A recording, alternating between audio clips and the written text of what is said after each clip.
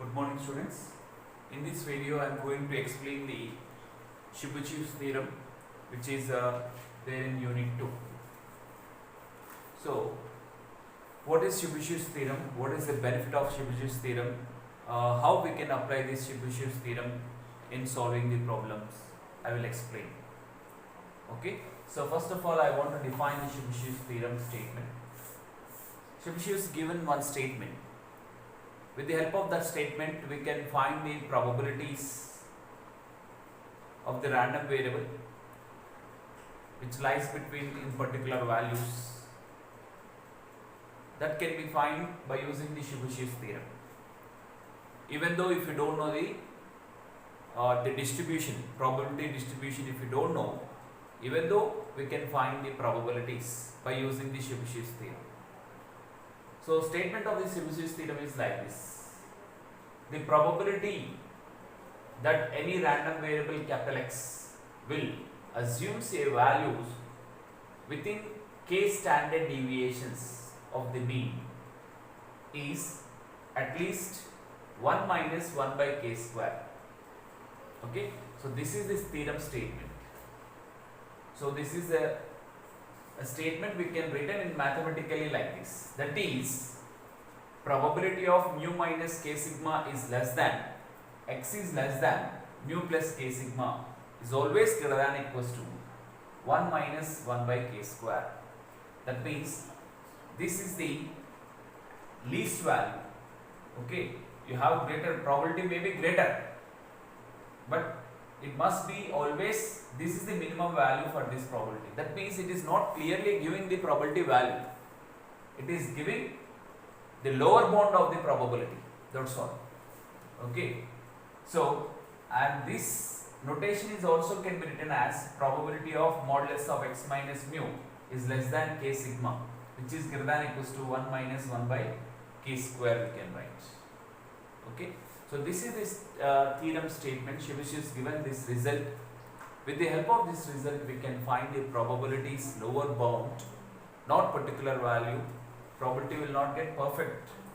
Probability will not get in the Chebyshev by using the Chebyshev theorem. Okay. So this theorem is applied when we don't know the probabilities. If they give the mean and standard deviation, but we don't know the distribution, then we can use this theorem. By using this theorem, we can solve the problems. Okay. So clearly observe the theorem.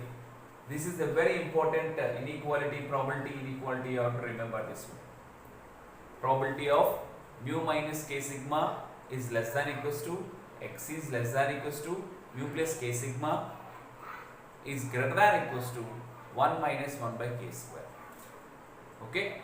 So now we are going to solve the problems based on this one. Okay, now? So now I am going to write one problem.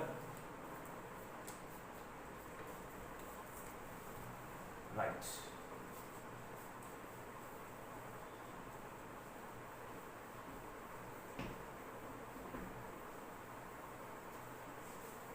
Right. The problem is like this.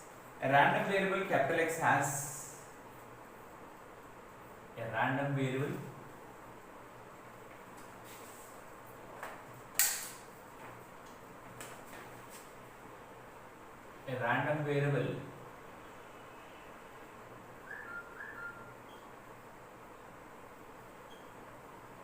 capital X has a mean mu is equals to 8, a variance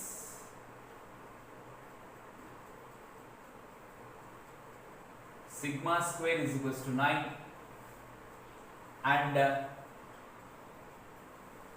unknown probability distribution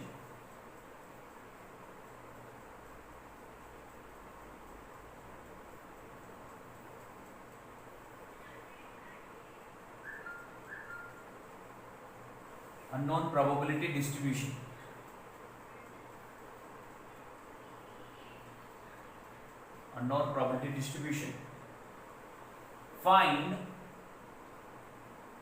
a first question probability of minus 4 is less than x is less than 20.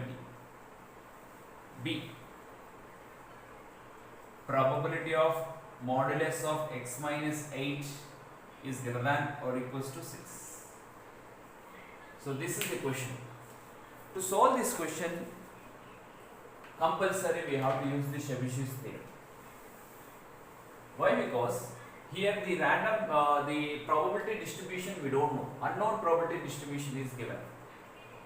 So, but he is given what is mu value, what is the variance value. Okay.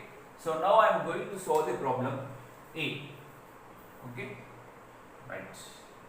Given that mu is equals to 8 and sigma square is equals to 9, that implies sigma is equals to 3. Okay, we have to find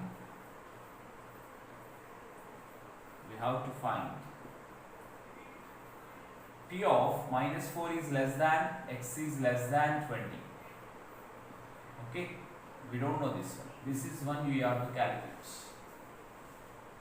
Okay, so now here the distribution is unknown distribution. In the question itself is mentioned.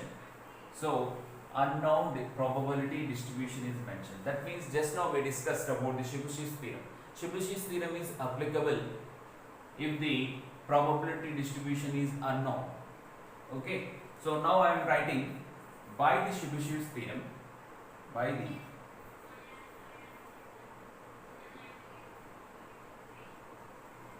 Chebyshev's theorem. Chebyshev's theorem.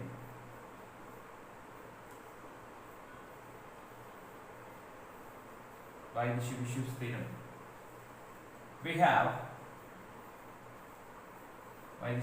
theorem, we have P of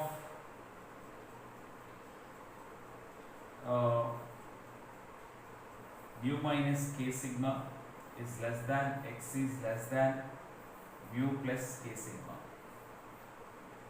is greater than equals to 1 minus 1 by k square. Consider this equation 2. Now observe equation 1 and 2. Compare equation 1 and 2. So what we can write, mu minus k sigma is nothing but minus 4. Okay. So from 1 and 2, I can write mu minus k sigma is equals to minus 4. Given that mu value is 8, sigma value is 3. So that I can write, this implies 8 minus k into sigma is 3 is equals to minus 4. This implies 3k we need. Okay. So 8 plus 4 is equals to 3k. I am writing here. Then 3k value, 3k is equals to 12. K is equals to 4. So you got the k value. So now you can easily write the answer for this one is greater than equals to 1 minus 1 by k square. Okay. So now I am writing the answer.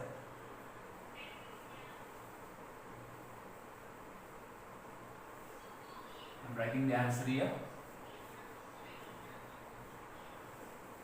Therefore, P of minus 4 is less than x is less than 20 is greater than or equals to 1 minus 1 by k value is 4, 16. So the answer you will get 15 by 16. So the probability of x which lies between minus 4 and 20 will be always greater than or equals to 15 by 16.